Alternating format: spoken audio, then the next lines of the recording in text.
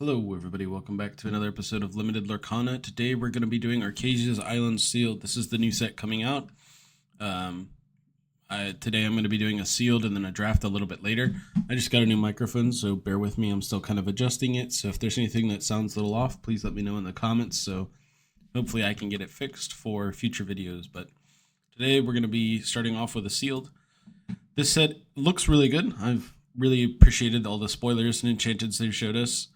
Some of the art I really like. Some art's not quite my cup of tea, but I still appreciate it.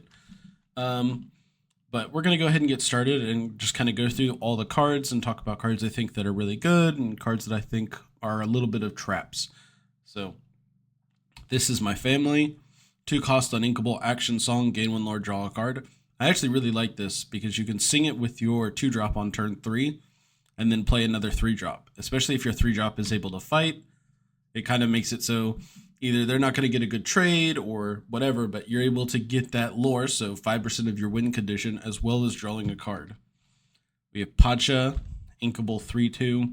While you have more cards in your hand than each opponent, this character gets +2 to his questing. I actually didn't mind this card either. Early on, you can ink them if you need the ink, but late game, it can actually be kind of better if you're kind of holding on to a card that you need for a certain situation anyway. So he can kind of represent a 3-quester. Stabbington Brother, 4-drop uninkable, 3/4 with Rush. Your other Stabbington Brothers gain Rush. He's alright. He's uninkable. A little bit of a downside with him being costly, but I still think he's a good card. 5-drop King Stefan, 4/7. This is like the tour from Ursula's Return. Just a big body on 5. Nothing wrong with it, but besides fighting, he doesn't quest a lot, right? So that's kind of the downside you have to consider. Water has memory. Look at the top 4 cards of chosen player's deck. Put 1 on the top of their deck and the rest on the bottom of their deck in any order. I don't really think Unlimited, this is what you want to do on turn 1. And the problem with uninkables like this is late game, if you draw it, you can't ink it. So if I'm on turn 5 getting ready to go to turn 6 and I need to get an ink so that I can play my 6-drop bomb and I draw Water has memory, a little bit of a miss because now I have to spend an ink to do this and I don't even get a card into my hand, you know what I mean? So I personally think this one's not super great for Limited. Maybe in Constructed it will have a place. Akelia. This is kind of a reoccurring trend in this set. There's a lot of 3/2s for 2, quest for 1. I like him. He's not bad. Just a fine 2-drop. Hey, 5-drop. This is a little bit of a trap in Limited, because when you play him, you put all the cards from your hand into your inkwell face down and exerted. There's not a lot of ways to draw cards outside of your hand via like items or something. So there is, I believe there's a female dog card that's a 2/4 that allows you to draw if you have 3 or more characters. So you could kind of like dump maybe 2 cards from your hand with hey and then do that, but you just don't really need 8 ink and Limited anyway. So little bit of like he's going to sit in your hand until you can just drop him as the last card or drop it and ink something like Water has memory, and I just don't think that's a great game plan. 1/5, he doesn't fight back very well, and he only quests for 2. We have Fidget. He is a 4-drop 2/3 evasive, quest for 2. When this character quests, another chosen character of yours gains evasive until the start of your turn. I really like this. I think Fidget is a fantastic Limited card. I think this is definitely an uncommon you're going to want to get. Speaking of uncommons you want to get, Perla is another good one.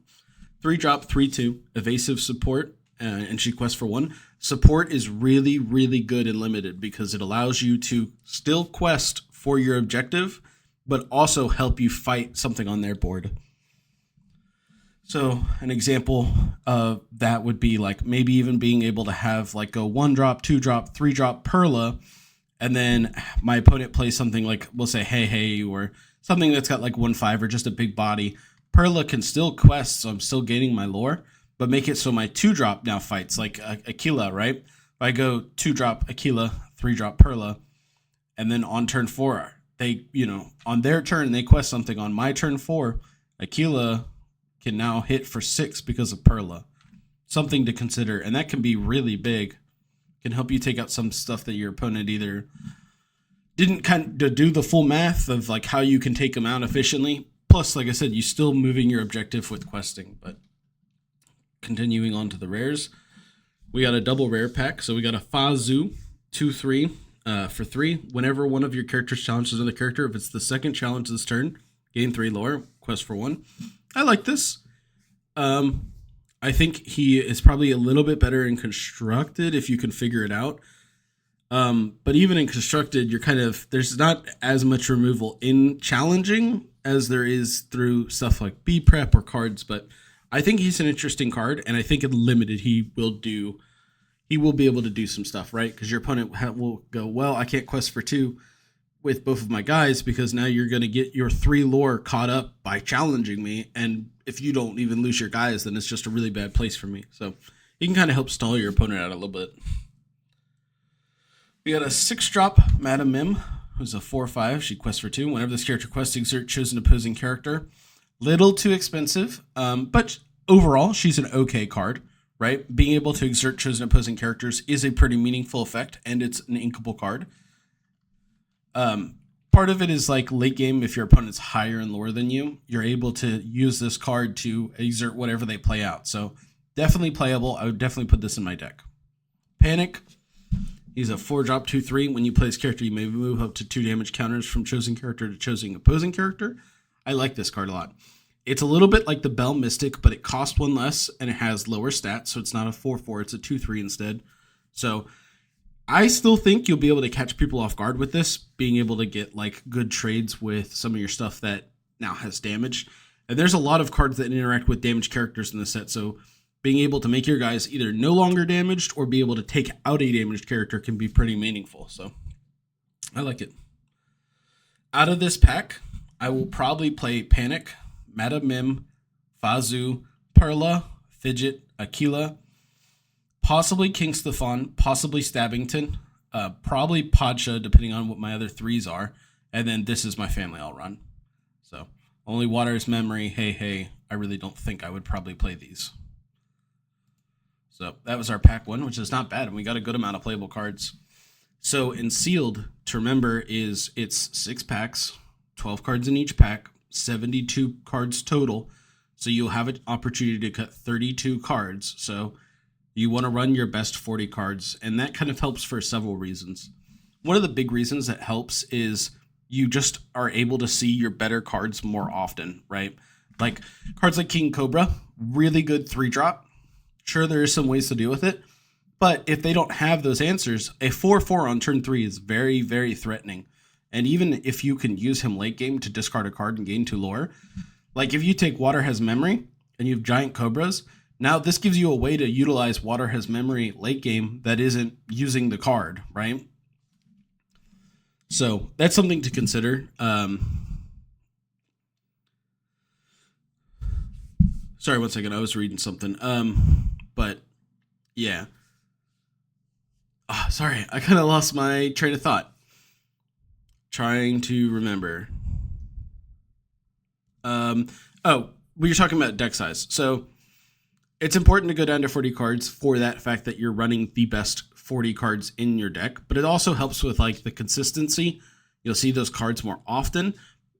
The last little bit of thing with that is that you know what cards are in your deck, right? So when you're doing your mulligan, you know I have 4 1-drops, not 8 1-drops, but I don't really know if they're all good.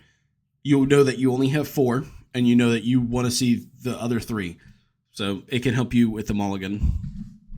Was the other little bit that I was going to give. But going into the pack, we have Tanana, who's a 4-drop 4/4, which is just fine for stats. We have a 3-drop Birlois, 2/5 for 3. I'm not personally a fan of this stat line. I just don't feel like he fights anything really well. But depending on the stats of other cards, I mean, most of the cards in this set, most of the cards in this pack, he actually fights decent against. Like Cybug, he beats. Thomas O'Malley, he beats. Dawson and Cusco. But I don't know how many of all those cards you're going to see. So I think he's a little weak for his stats. Cybug is an okay 2-drop. He gets +1 for each other character you have in play, which this is a lot more beneficial and limited. Although late game, it can kind of end up in a bad situation where if you need to quest all your characters, they can beat up your other characters and then take a favorable trade into Cybug. But if they aren't able to do that and you're able to have 4 or 5 characters, you could even just keep poking away with Cybug because he's a 5/2. They just really don't want to trade into. Susie, so I like it as a 2-drop. Susie, 4-drop, 3/4, quest for 2. This is okay. This is like basically for like Tanana and stuff like that. You're losing a strength, you gain a lore. I think the 3/4 stat line is probably fine enough in this set that Susie will be decent. Between this and Tanana, I'd probably pick Susie. 2 questing is pretty meaningful. Water is memory, we've talked about this. Mulan, 1-drop. When you play this character, you may draw a card, then choose and discard a card. Cycling your deck is always good. I really like this card, especially in Limited. 2/1, it kills most other 1-drops and even banishes some of the 2-drops. Actually, a good amount of the 2-drops, like we talked about, the 3/2s. So, and you get to cycle a card, right? So if you have an uninkable, you can maybe get rid of it. Hopefully you get an inkable card. Giant Croba, fantastic card. This is one of the new types of cards they have, right? So it's double colored. And we also have the vanish mechanic. So whenever an opponent chooses this character for an action, banish them. So if your opponent has a way to deal like 1 damage or to bounce it or to reduce its strength, it can get banished. But in Limited, you're going to see a lot less of that. I think there's a steel card, 2-drop card that deals 1 damage to 2 creatures. And I would definitely recommend picking up that card as a way to deal with some of the vanishes. But so 4/4, and then when you play this character, you may choose and discard a card to gain 2 lore, and it also quests for 1. It's overstated. Playing this on turn 3 feels really good, and if you have the... Trying to remember what the other card is. It's like the Treasure Guardian. He allows you to draw a card when you play an illusion, or if you have the Jafar, that's like when an illusion is banished, return it to your hand, can give you a really good way to reoccur these things. So the illusions are pretty good. We have Cusco, who's a 4-drop, 2/2, evasive, quest for 2. At the start of your turn, choose 1. Each player draws a card. Each opponent chooses and discards a card. This isn't a May. I'm not a huge fan of this card because it's uninkable. It's a 4 cost. And it only has 2/2 for stats, so it dies to a lot of the other evasives for free. And I don't really like the each player draws a card or each opponent chooses and discards a card. If you're out of cards in your hand, like you've played a lot of 1-drops, like you go 1-drop, double 1-drop, and then like a 2-drop, 1-drop into a Cusco to finish off, and like your hand's almost empty, then I could see like you're going to kind of outvalue them by discarding their hand and you're not discarding anything. But I think you have to have a very like specific kind of goal in mind for this Cusco.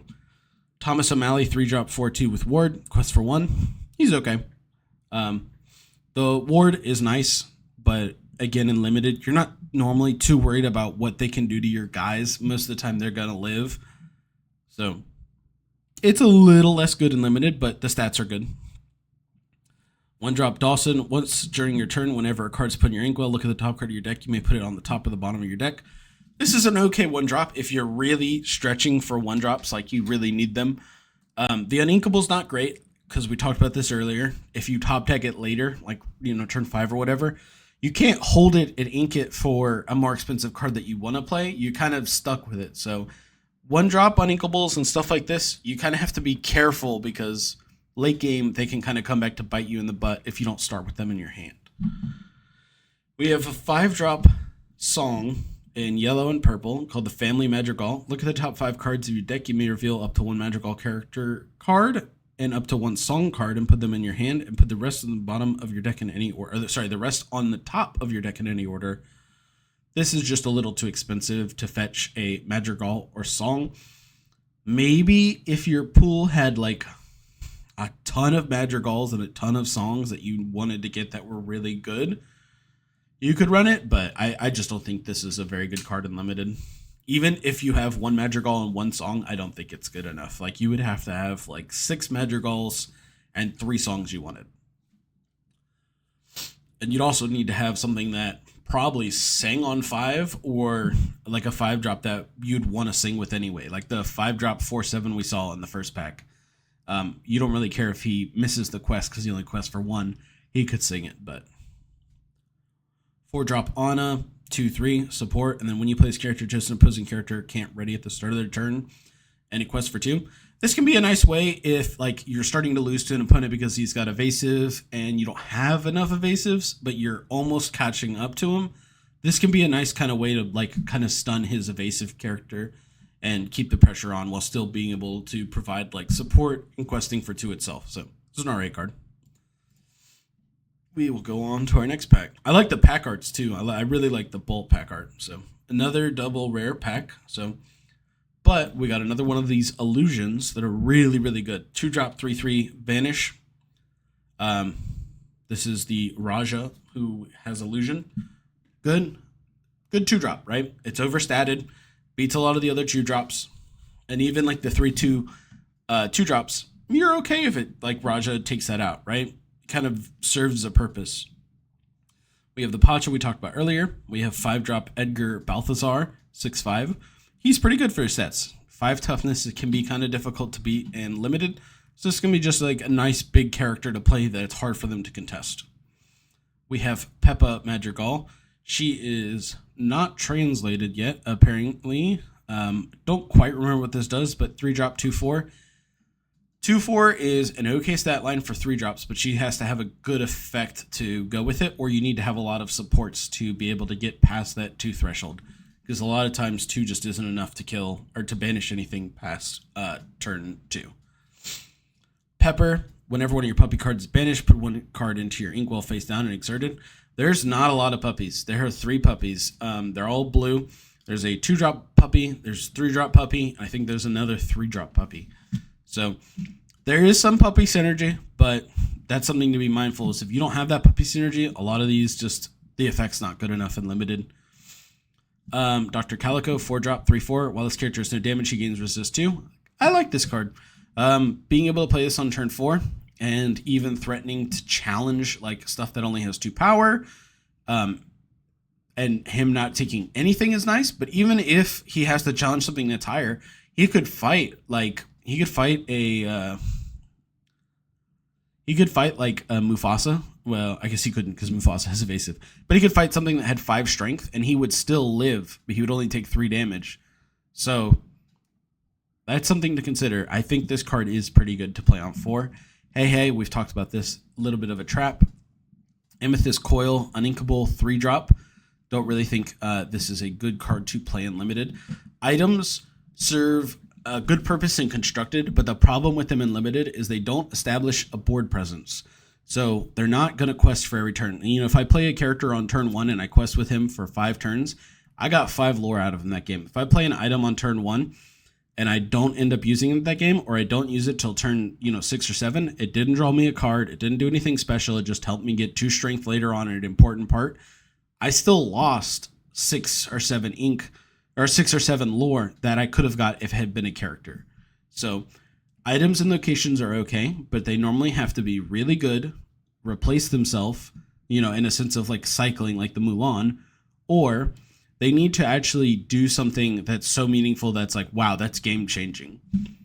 Otherwise, they just kind of fall in the category of being pretty meh. And 3-drop uninkable, if you don't want to play this card that game, then too bad. Unfortunately, it's uninkable, so it's just going to jam up your hand. You don't really want cards like that are just going to jam up your hand that you don't want. Steel Coil, same thing. During your turn, whenever a card is put in your inkwell, you may draw a card, then choose and discard a card. Cycling is not a bad effect, but the problem is 2-drop uninkable. You have to play this card from your hand, and then whenever you're drawing, you're discarding a card. You're just like not really gaining any kind of card advantage from this, right? You're actually -1 because you played the Steel Coil, and then every time you do it, it's a 0, right? Draw and discard, draw and discard. Unless your deck ends up really bad and you really need a way to like funnel through your uninkables, this card's just not good for limited. Mufasa, 5/7, so 7-drop inkable, 5/7, shift evasive, resist 1, quest for 2. He's okay. He's about as expensive as you can go in limited typically. Most games are going to end before you're able to play a 7-drop. So if you can shift him, he's a lot better. If you have the 4-drop 4/4 Mufasa, and you're able to shift him on 5, that's all right. But I would say you'd need 2 of the 4-drop 4/4 Mufasas before you took one of these. And I wouldn't take more than 2 of these. But it is inkable, so if you're stretching for playable cards, that can be a thing. We have 8-drop Lyle Tiberius Rourke, who is 8-drop Inkable 6/4. Once during your turn, whenever a card is put in your ink, will deal 2 damage to each character in play. And quest for 3. Don't think this card is very good in limited. 1, like we just talked, it's hard to actually get to 8 ink. And once you do get to 8 ink, you're probably not having any cards in your hand because you haven't drawn. So you don't really have anything. And then you're just drawing the top card of your deck and you're inking it to deal 2 damage to each character in play. The game is probably already kind of over at that point.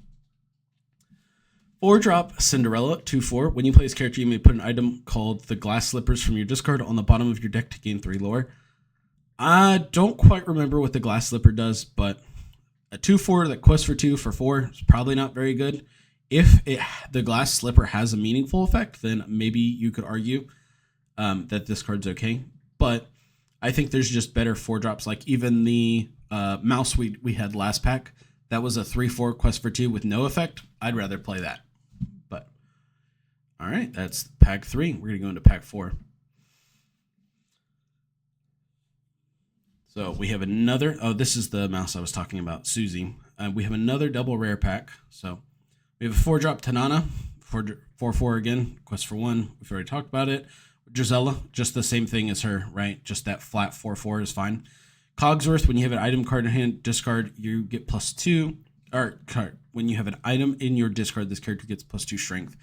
3-drop for 3/3 is fine. His effect is pretty irrelevant. Any quest for 1, he's still a fine card just because 3/3 is an okay spot to be. It'd be better if he had a more meaningful effect, but it's still okay. K9 Crunchies is just not very good. There's, like we said, there's only 3 puppies in the set. This is not enough synergy for this. If you get stuck with this, like if it's your 41st card, which would be difficult for it to, but sometimes you have a really bad limited pack, it is at least inkable, right? And I would probably urge people to ink this on turn 1 and not play it ever. Pepper, this is one of the puppies we'd already seen. Believe so, yep. So 5-drop TikTok 5/6 during your turn. This character gains evasive when a pirate character is in play. He is a good card even if you don't have pirates. Just a 5-drop 5/6 is an okay spot to be.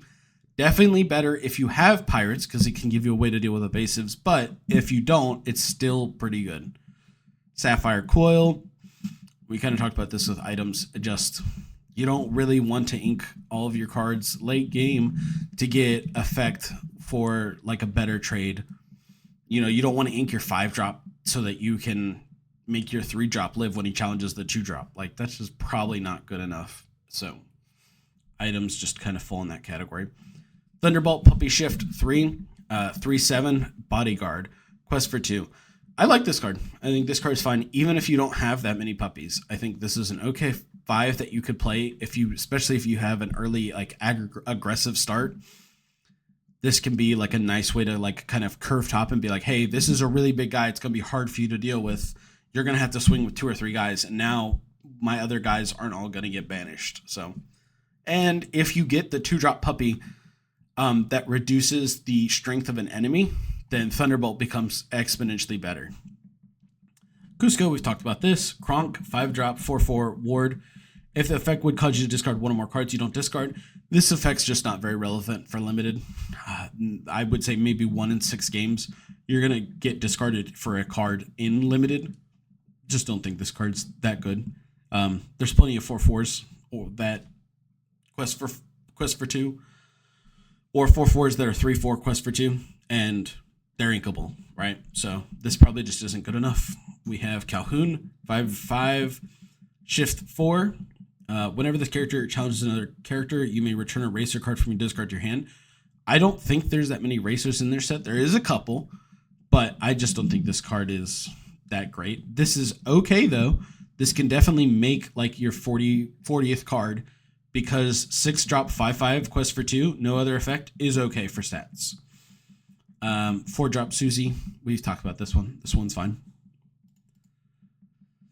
Let's go into pack 5, and we have a Mad Hatter, which also got an enchanted, which was really cool to see. We got a phenomenal rare, which I'm excited to see. We got Mushu, so we're going to work our way through the pack, but excited to see that one. 1-drop Dolores, 1/2. Whenever one of your characters sings a song, chosen opponent reveals their hand. Not really a fan of this. I think in this set, there is a lot of 1-drops that are worth skipping. Milan, Card Soldiers, and I think there's another one or two that I like. But I think you're going to see a lot of people, if they play one drops, they're going to play these one drops that just really don't do anything and just aren't really worth even running in your deck. It's almost better just missing the turn. So, but there are a couple good ones. Like I said, Card Soldiers, Mulan, those are the ones that you want to play. We have Gruage. Whenever this character quests, you may pay one less for the next action you play this turn. This effect is okay. 2-drop for 2/2. If you're stretching for 2 drops, then this is still okay for stats. And it's a pirate, right? So if you have the the TikToks that need it for evasive, this can be an okay include. 7-drop out of order, action, banish chosen character. This is a bad card. Don't put this in your deck. It is going to do nothing but be ink in almost all of your limited games.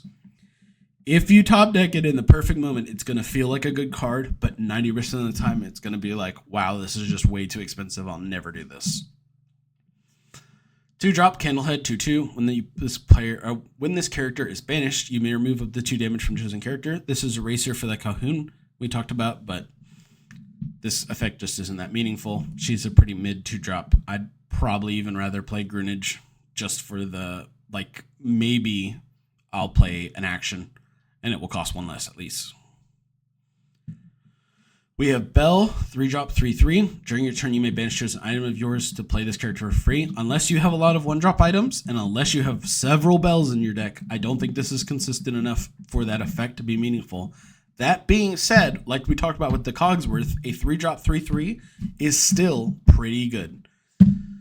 Going on, we have Jafar, who's a 3/2. When this character, when you play this character, chosen character gains Challenger +2, and he quests for 2. This card is really good. You know, if you go 1-drop, 2-drop, 3-drop, like even if you play like Dolores, right? Not a super great 1-drop. On turn 3, when you play Jafar, you can weaponize Dolores and have her trade up into something because now she's a 3/2 that your opponent didn't expect. I think he's pretty good. Anna is a 2/3 support. We've already talked about this one. We had a foil one we got earlier. I think this card's okay. Gizmo, 4-drop, 4/3, resist 1. This character can challenge ready damage characters. I love this card. I think this card is very nice. It's not super meaningful that you're going to challenge ready damage characters, but like we talked about earlier, there is an action for 2 that allows you to do 1 damage to 2 characters, and now Gizmo Duck is able to banish let's say in that situation, you're able to take out an illusion character and put 1 damage on another character, which doesn't feel that meaningful, but if you have Gizmo Duck, now he's able to fight that. Even if you never challenge a readied damage character, he is still 4/3, resist 1, quest for 1 is still fine. The resist 1 actually does a lot more than the 1 health that he would get. I like this card. Anna, another one. Kind of ashamed to see both of these in our uncommon slots because there are a lot of really good uncommons in this. So she's okay, but I don't think we're going to run all 3 or 4. I think we've got maybe even 4 now. Mushu. This is the one I'm really excited. Even for constructed, I really like the Mushu. But 5-drop, 4/4. Whenever one of your characters challenges, they gain +2 resist during that challenge. And then during your turn, whenever one of your characters banishes another character in a challenge, gain 2 lore. This is just really nice. It allows you to cash out with challenges, right? Like, normally the downside of challenging is that you're not gaining any lore. You're only denying your opponent lore. Well, Mushu says that, okay, that's cool, but now I'm going to give you the lore and you're still denying your opponent lore. So I like this. I think this will be a great include. 4-drop, uninkable, gone 2/4. When you play this character, chosen characters can't exert, When you play this character, characters can't exert to sing songs until the start of your next turn. Each player pays 2 more to play actions or items.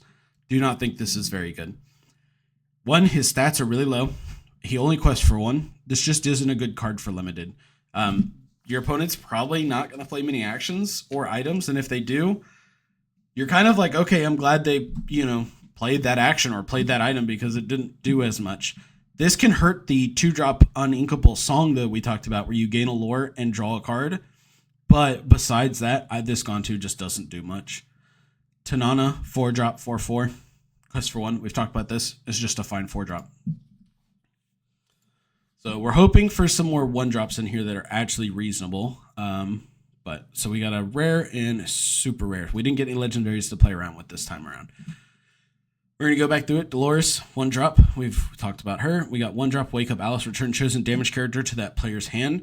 This card is not very good. Even if you can target an illusion, you have to swing into the illusion to do damage to him, or he has to have swung on one of your guys before you bounce it.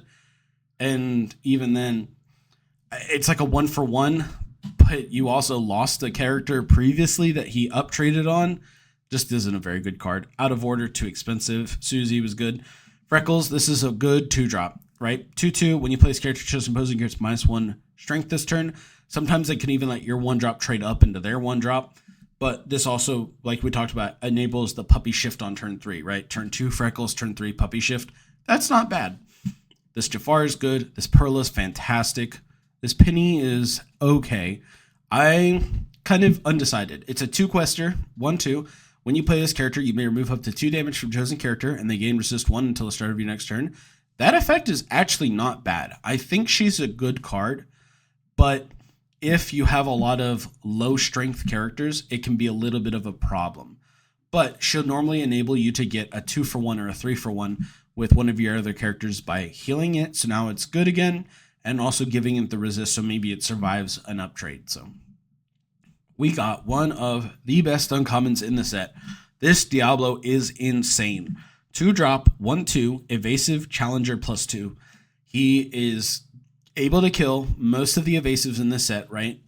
There's a really scary 4-drop uninkable Pascal that quests for 3. Diablo is able to take that out. And he's evasive. So you can even use him to banish some characters early on, stuff like Dolores, and he gets to keep living.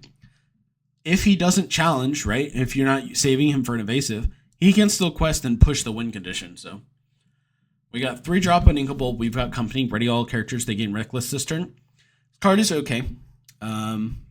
It can do really crazy things.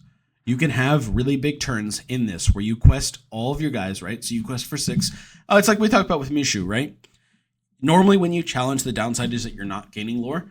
With this, you're able to gain lore and then still do the challenge, right? You're getting the best of both worlds, but it is 3-drop uninkable. And if your opponent is clearing your board and you top deck this later, it does kind of hurt. So I personally think it's okay. And it could do some really crazy things. But I don't think it's mandatory include in your deck. I think it's something you have to consider. And if you do, you might have to play a certain way around it. Going, okay, I have this card in my deck. I need to play a little safer and not quests so that I can get a much better value of it later. Not quest, but you just wouldn't quest into an opponent that's able to take your guys out easily, right? You kind of wait until he quests out, and then you quest everything so you catch up to him, and then you're able to also take him down. So, interesting card. I think you have to be careful with this because it is uninkable and it can just sit in your hand, especially if you lose characters early or if you've got items or I guess there's no locations in the set, but if you lose items or anything like that, this card progressively gets worse. Taka, he is too expensive. 10 cost uninkable. Or sorry, she is too expensive. 10 cost inkable. 12/12. Shift 7, quest for 3 during your turn. Whenever an opposing character is exerted, banish them. Interesting effect. Sounds really cool. Game is probably over by the time you play it. 2-drop, Yzma, 2/1. When this character is banished, if you have more cards in hand than each opponent, you may return this card to your hand. It's okay. If you're stretching for 2 drops, just a 2/1 is okay, but it's not what you want. So that is what we got in our pool. So we're going to go through. I'm going to sort by cost, and we're going to build a 40-card deck. So we got Milan, which is one of the 1-drops I said that we were looking out for. The rest of these aren't super great, but we do have some Perlas that give support. So we're probably going to run... I think we're going to run 2 Doloreses, give us 3 1-drops total. But we might even cut back on that later. We'll take Akela. Don't really like this Candlehead. Sidebug's okay. Diablo's fantastic. Freckles is good. Gives us a way to reduce the strength. Depending on how many 2-drops we have, we might take Greenwich. Take Raja. Not going to take this Yzma. So how many 2-drops is that? 3? 1, 2, 3, 4, 5. I want to take another one, so I think we're actually going to take this penny over the Greenwich, even though we have the TikTok that we're going to run. 3-drop, Bell is good. Cogsworth is good. Fazoo, like this Giant Cobra. Love these Jafars. This Pacha I like personally. Peppa, not too sure what she does. Unfortunately, I don't remember what the English translation says, so I'm going to have to pass on this for now. Pepper is not very good. Perla is fantastic. We're not going to run this Thomas because we have plenty of 3-drops already. Go to our 4-drops. This Anna, I think we're going to run 2 of these. We're not going to run Cinderella. We'll run Dr. Calico. Fidget is really good. Really glad we got that. Like the Gizmo suit. Not a fan of the Kuzco. Drizella, and all these other 4-drop 4/4s. It's kind of like we have to wait and see where we're at. You don't want to put too many 4-drops, but you will have a good amount of them. And I want to see the cards that have effects on 4 that I want to do. I want to see how many of those I have before I go back and pick those up. Panic I like. Stabbington is okay. I think we're really low on uninkables, so we can probably afford to take him. But I'm actually going to pass, I think. I'm going to take these Susies. I'm going to take all 3 of them. So I'm not going to run many of the 4/4s. Actually, I'm probably just going to put 1, 4, 5, 6, 7, 8, 9, 10. That's plenty. It's a little, the numbers change every time a little bit for what you want your curve to be, but you want a small amount of early game and a small amount of late game, right? And when I say early game, I mean 1-drops, and when I say late game, I mean like 7 up, right? You typically want about 4 1-drops, about 10% of your deck, and you typically want 2 to 4 big drops, like 7 drops or 8 drops. But you're really limited in that area. And I would say probably 6 I would consider late game, right? You probably want around 4 to 5, 6, 7, 8s and on total. So about 10 cards of your deck should be your 1-drops and then be your cards that are 6 or higher. And then that can change though if you have like 1-jumps or sales depending on the set that you're drafting. Over here for 5-drops, we're going to take this Edgar. I think we're going to take this King Stefan. We're definitely taking Mushu. We'll take Thunderbolt because we have the puppy shift as well as just, it's a fine 5-drop. Take TikTok. And then for 6-drops, we're going to take the Mim. We're going to take Cahoon. We didn't get Mufasa's for the shift. I'm probably not going to take him, though I don't have anything else over 6. So I will take 1 Mufasa. I can ink him, worst case scenario. We're good on 4-drops. So I think we're going to go back to 1-drops. I did run both of the Doloreses. So we're just going to kind of see. I think we're going to probably go up Greenwich. What did we have for the rest? None of these items were worth running. I personally am not going to run We Got Company. Water His Memory can be an okay card to fill out the last little bit of my deck. This is my family I'm definitely going to run, which is partially why I ran the Greenwich. Gives me another 2-drop that can sing it. Okay, so we're going to pick up another card. And we're really low on uninkables, so I think I might actually pick the Stabbington. No. Don't know how much we're going to need Rush, but it doesn't hurt. We don't have many other uninkables, and our 4-drops don't quest for 2 besides like Cinderella. So, actually, you know what? I'll go up into Anna. I will actually end up running all 3. So this is where we're going to go into our 3 games. So if you aren't familiar, Ink Table unfortunately isn't against other players. It's against AIs. We'll play 3 games. The first game, our opponent will have 0 lore to start. The second game, our opponent will have 2 lore to start as a basically kind of a handicap to help the AI a little bit. And then game 3, our opponent will start with 4 lore as, again, just a little bit of a handicap. So we're going to get started and see if we're able to get 3 wins out of the stack. Okay, a little bit of a rough hand to start with. Don't really want most of these. A good way to think about it is we have a lot of 2-drops. I think I'm actually going to put that back. A lot of things. A good way to think about it is what does my deck do best on that turn, right? What is our best 1-drop or best 1-drops? Milan. what is our best 2-drop? Our best 2-drop would probably be like a 3-2, a Kelly or whatever, or a song. And then what is our best 3-drop is probably one of our 3/3s or Shifting Thunderbolt if we had the puppy.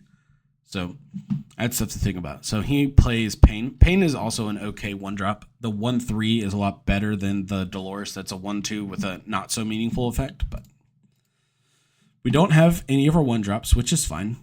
We're going to have to fight for the board most of it because we are on the draw, right? Typically, when you're in your play, you want to keep a more aggressive hand because you want to like basically demand the answers out of your opponent.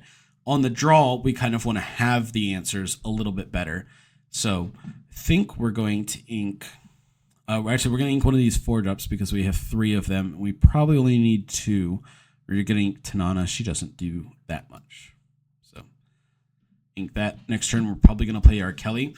And then turn 3, we could even play our Penny just to give it resist and if we have to take out something with 2 strength.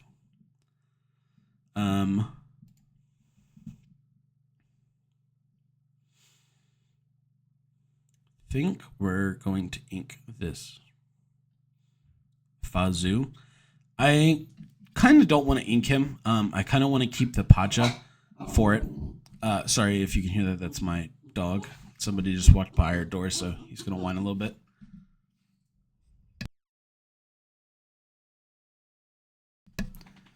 All right. So what I was talking about was the Pacha gives us a way to kind of catch up to our opponent because they've inked every turn and they've played a card every turn. We didn't play anything on turn 1, so we're going to have more cards in hand than our opponent. We're going to play the Kelly this turn. Put something on the board that can fight. It can take out Pain.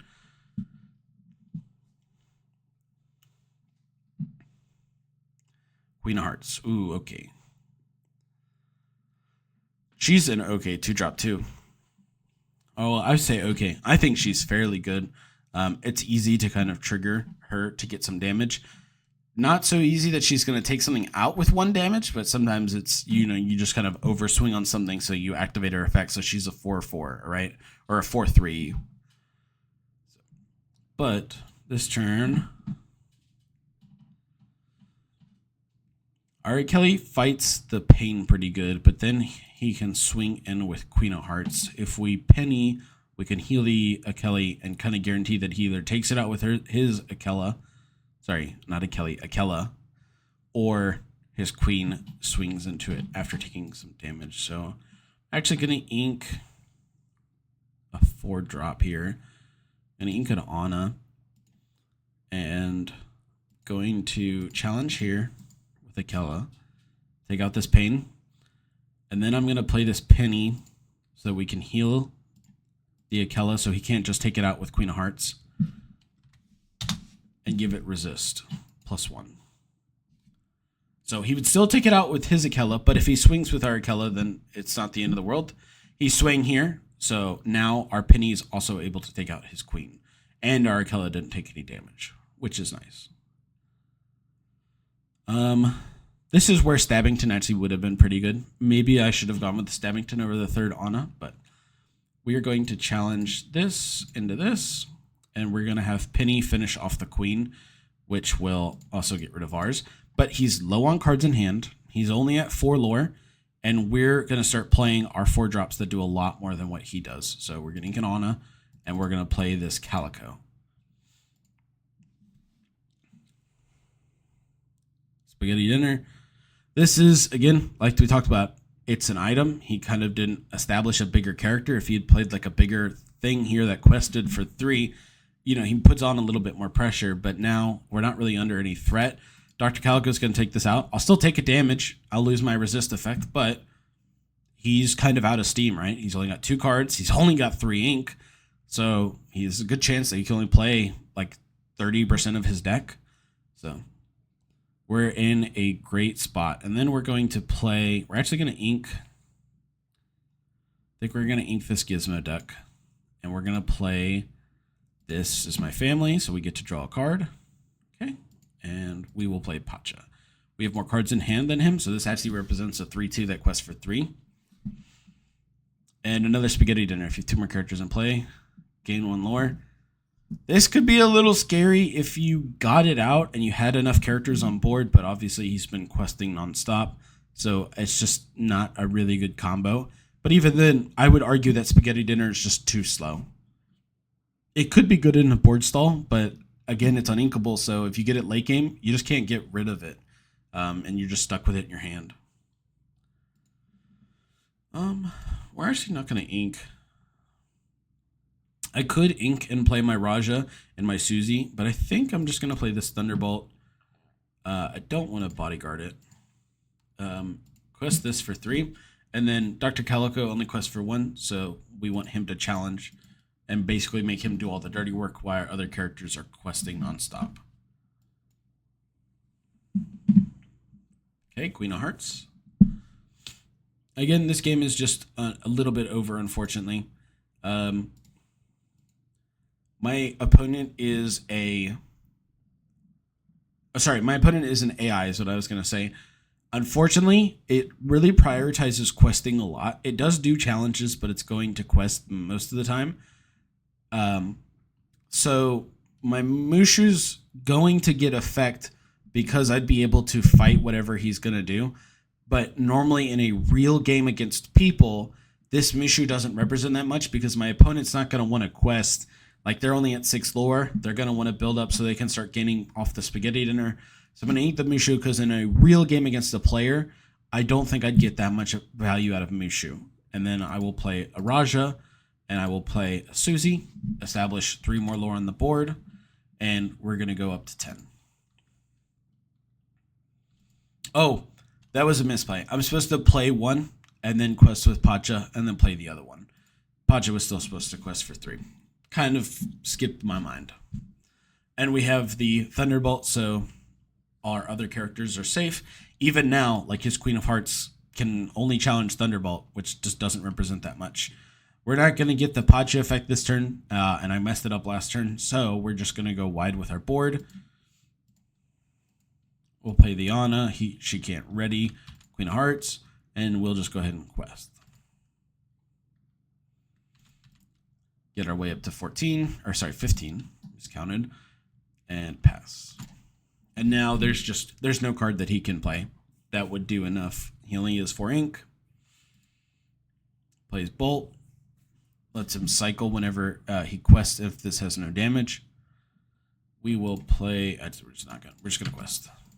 Go ahead and quest our 2 questers. Don't want to trigger support because it doesn't matter. We'll go ahead for 21. Hit Beast. So it's like we talked about, the Spaghetti Dinners kind of locked up his hand, and he just wasn't able to play anything else, right? If he had inked, if these were inkable cards and he'd inked these turns earlier, he would have been able to at least play Beast, which I can understand. Part of the synergy here is like the being able to banish to deal 5 damage to a chosen character. It's just too expensive. It's not worth the payoff, right? Not only do you have to take turns off earlier to play the items, now when you play the Beast, you even have to exert and pay to ink to do it. Unless you've got like a Tamatoa and you have some item recursion and item payoff, it's just not worth it. All right, 1 drop, 2 drop. We have a better 1 drop, so I'll actually keep this as ink. So 1, 2, ink, 2, and then Cogsworth is a fine 3 drop. We don't have many 3 drops that do anything that much better. So, and I'm going to challenge before I get to Mushu for the most part. But I think I'm fine keeping Mushu because I have the ink and most of my deck is inkable. Yeah, I'm going to keep the Mushu. I hope I get a 4 drop. Didn't get a 4 drop, but it's all right. Plays Pete. Whenever you play an action that isn't a song, you may banish chosen item. All right. Well, we got a 4 drop. We got a Gizmo Duck. We're going to ink the Dolores because we only need 1 drop. Play Milan. We will actually draw a card. Let's see what we get. Oh, we got the Puppy Shift line. So now we're going to go 2, 3. So I'm going to discard my Pacha because I'm already losing a card from my hand.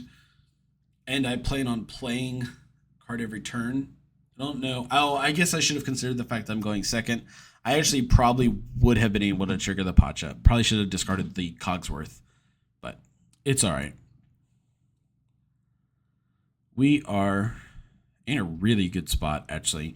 We're going to ink this Fazu, and we're going to play this Freckles. We're going to give Pete -1, and now Mulan takes this out, and if he quests the Kella, Mulan's also going to get that. Our 1-drop is now going to get a 2-for-1. No longer will it be getting a 2-for-1. He played Cahoon, 2-4 for 3, which we talked about. This is okay stats, but it's far better if you have a meaningful effect, and he did have a meaningful effect, right? Choose and discard a card to give chosen opposing character -3 until the start of the next turn. It's not the best effect, but discarding stuff like Wake Up Alice isn't that bad. Normally, this wouldn't be good enough. You don't really want to discard any cards, because now look, kind of the same spot as last game, right? He doesn't have that much left on board. He's not threatening that much lore, and he only got 2 cards in hand.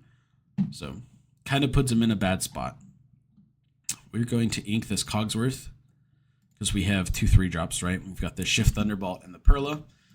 We're going to shift Perla, shift onto Freckles, and we're going to go ahead and take out the Sakella. Just kind of prevent him from getting too much lore. He's only a 2-4, so he doesn't fight into us very well. You could also make the argument that we could play a Perla last turn, which probably would have been a little bit more meaningful. The shift to kill the Akella, who's only a 1-quester, wasn't as impactful, but it's an alright spot to be in. I think we're actually going to ink this Raja, which is a shame because it's a really good card, but I think we just want to go a little wide here with the Perla and then the Dolores, because we'll have the Perla to give support to Dolores so she can fight something. And we're going to go ahead and quest Thunderbolt. If he takes it out with the Smee and the Calhoun, it's 3 lore he didn't gain. 2 lore that he didn't gain. And then we're able to swing back in a favorable way with Dolores taking out Calhoun and being left with the evasive Perla. This character can challenge ready characters. All this character has damage, he gets +2.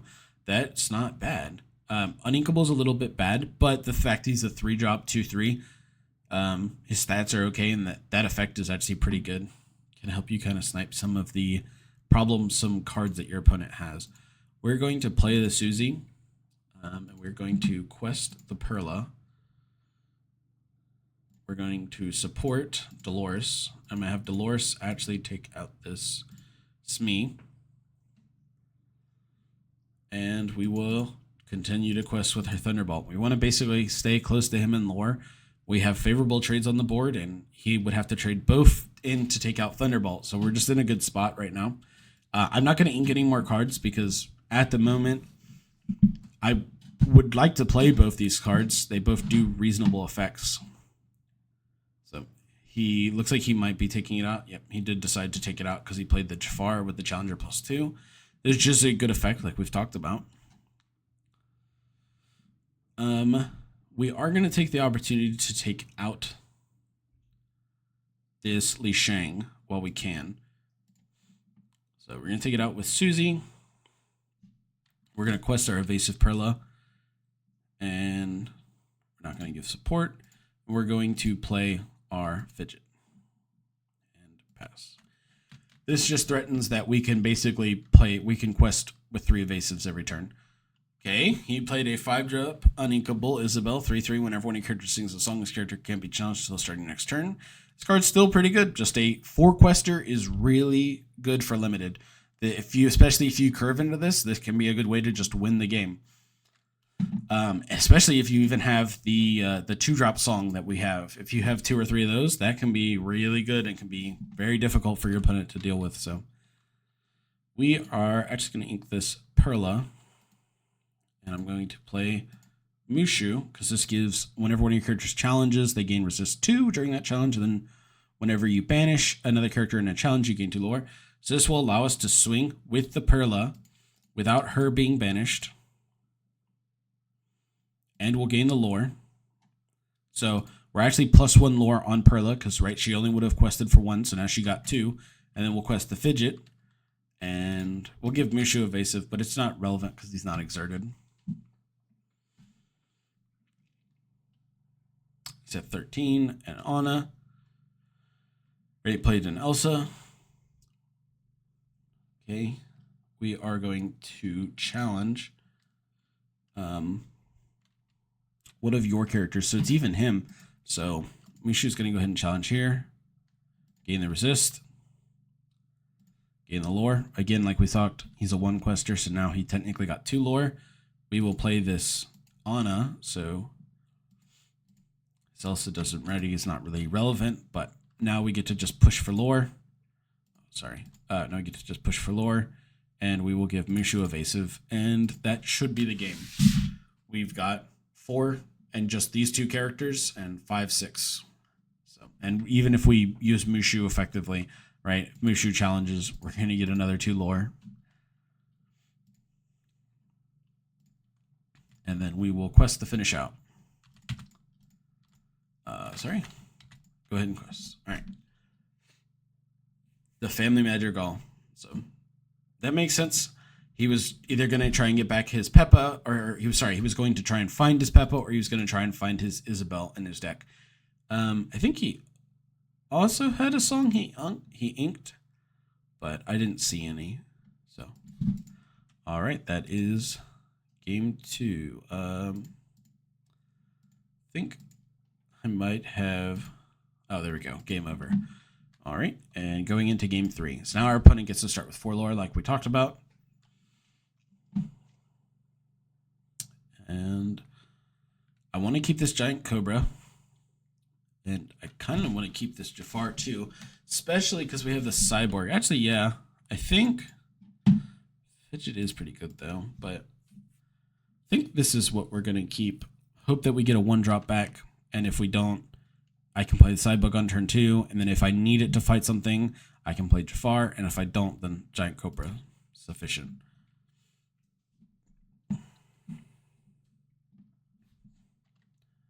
Again, we are on the draw, so we actually can trigger Pacha, and we're not playing a 1-drop. So we're going to ink this Mufasa and pass.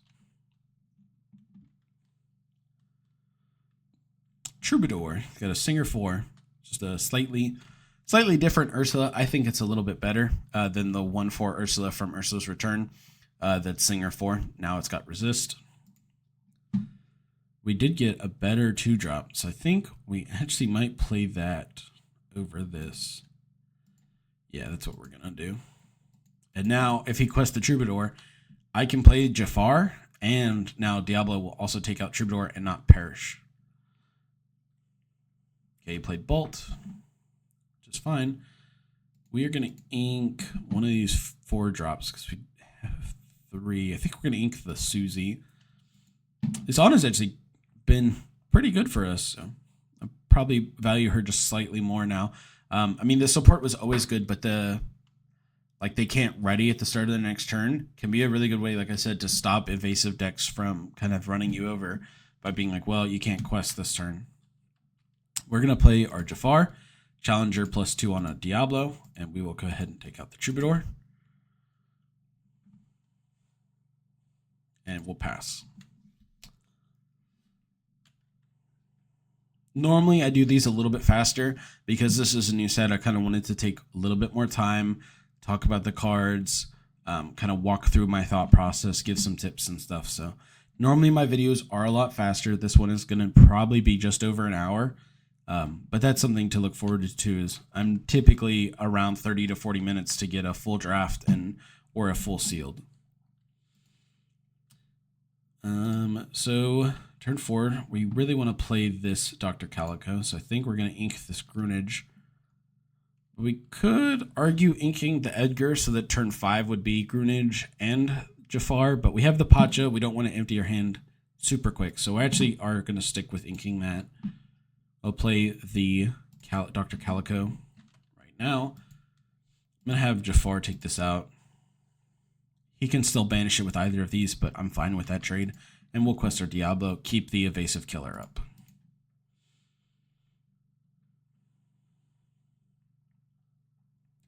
Made Marion. During an opponent's turn, whenever one of your allies' characters is damaged, deal 1 damage to chosen opposing character. So Pain is an ally, so that is something we have to worry about a little bit. Because if we take out the Pain, then using Mid Marion's effect, he would be able to take out whichever one we didn't swing with. So we're actually not going to probably attack the pain.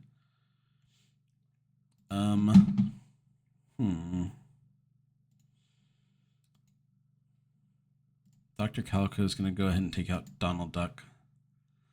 This is only during my turn, so I'm actually just going to push for lore now. And to slow him down just a little bit. No, I actually think we have to go a little faster. I think we're going to eat this giant cobra, play Greenwich, play this, and then pass.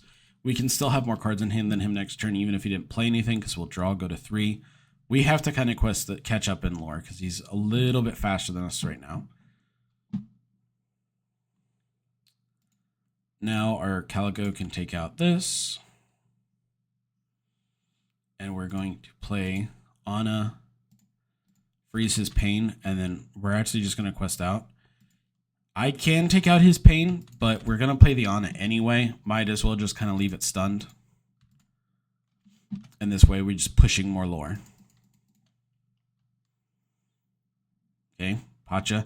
So now we don't really want to play any cards from our hand because I don't really want to go any lower. Well, okay, now we're fine to play cards again. I just don't want to give him the opportunity to trigger the Pacha and have it actually do something. We're going to play the Anna to freeze his pain one more time. And we're going to go ahead and quest, and that should be the game. So, like I said, later today, I'll try and get a draft video out for the set so I can talk about what I look for with drafting. But go ahead and quest, and we will pass. He should only be able to quest for 2. Puts him at 14, and we will go ahead and go to 20 with our Anna. And that will be the game. Maribel Madrigal 2/6, quest for 2. Whenever this character quests, you may return a song with cost 3 or less from your discard hand. I actually really like this card, especially with the 2-drop uninkable song we have, the gain 1 lore, draw a card. I actually really like that Maribel. I think if you had her and you had some of the Isabels, maybe you could make the argument for the Family Madrigal running like one of that song, but yeah, that's actually a pretty decent card. So, but that was the sealed, and like I said, I'm gonna try and get a draft video out a little bit later today. If you guys have any questions, please leave them down in the comments. And also, if there's anything that you saw that you've think, oh well, this was a helpful tip or something like that, please feel free to leave a comment as well, so other people can see that and maybe even have discussions.